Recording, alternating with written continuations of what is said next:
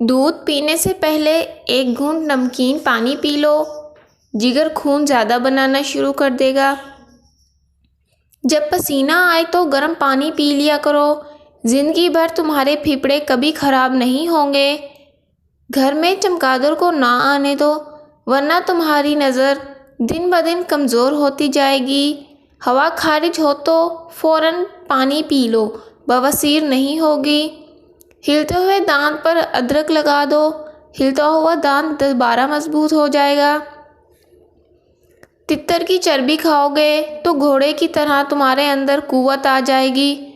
Operation کے بعد اگر پیٹ پھول جائے تو گاجر زیادہ کھائیں۔ اگر حیض دبنے سے پیٹ بھر جائے تو کھیرے کا استعمال کریں۔ پیشاب میں جھاگ پروٹین کی وجہ سے بنتی ہے، جس کی کئی وجوہات ہو سکتی ہیں، جیسا کہ شوگر اور ہائی بلڈ پریشر۔ مسالوں کو روشنی اور چولہے کی تپش سے دور رکھیں۔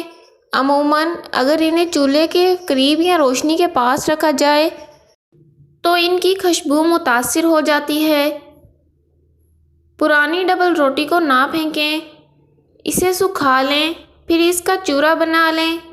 کسی بھی چیز کو تلنے سے قبل بریڈ کرمز تیار ہیں۔ اگر کسی ڈش کو بنانے کے دوران اس میں بٹر ملک ڈالنا ہو اور وہ موجود نہ ہو تو بٹر ملک کی جگہ اس میں دودھ اور لیموں کا رس ڈال دیں۔ دانتوں کو سفید کرنے کے لیے اسٹرابیری کا کٹا ہوا ٹکڑا لے کر دانتوں پر ملیں۔ دانت موتی کی طرح چمک اٹھیں گے۔ ٹھنڈے پانی سے نہانے سے جسم میں خون تیزی سے گردش کرتا ہے۔ کھانے کی 5 چیزیں جو دوبارہ گرم کرنے پر زہریلی ہو سکتی ہیں: آلو، چاول، انڈے۔ حکیم لقمان نے فرمایا، مرغی کا سالن، کھانے کا تیل۔ اگر تم اپنی جوانی کو برقرار رکھنا چاہتے ہو تو صبح آنکھ کھلتے ہی نیم گرم پانی میں کھجور کا دانہ بھگو کر منہ میں ڈال لیا کرو۔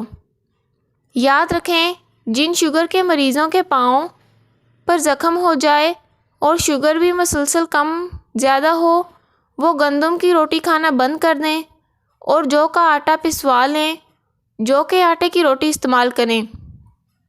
بچے کو 6 ماہ سے پہلے کوئی ٹھوس غذا نہ دیں۔ بعد میں آہستہ آہستہ مندرجہ ذیل ہلکی پھلکی غذائیں دینا شروع کر دیں۔ مسلا ہوا کیلا، سوجی کی کھیر، دلیا، کچلا ہوا آلو، ہاف بوائل انڈا، کھچڑی، ہڈیوں کی یخنی اور دہی۔ ہرے سیب کو روزانہ کھانے سے جلد تازہ رہتی ہے۔ یہ بینائی بہتر بناتا ہے، ہاضمہ بھی بہتر بناتا ہے۔ اگر رات کو سوتے وقت منہ سے پانی آتا ہے تو اس عادت کو دور کرنے کے لیے جامن کا استعمال کریں۔